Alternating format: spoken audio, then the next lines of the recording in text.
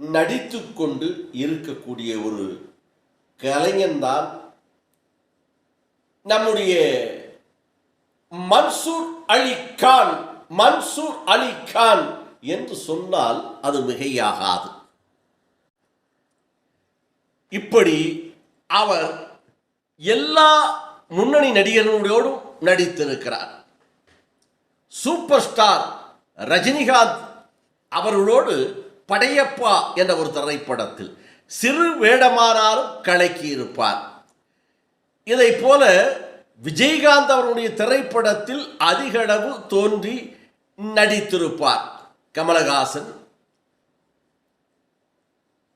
இளைய தளபதி விஜய், அஜித் என்று எல்லா நடிகர்களும் நடிக்கும் படங்களில் நடித்து ஒரு ரவுண்ட்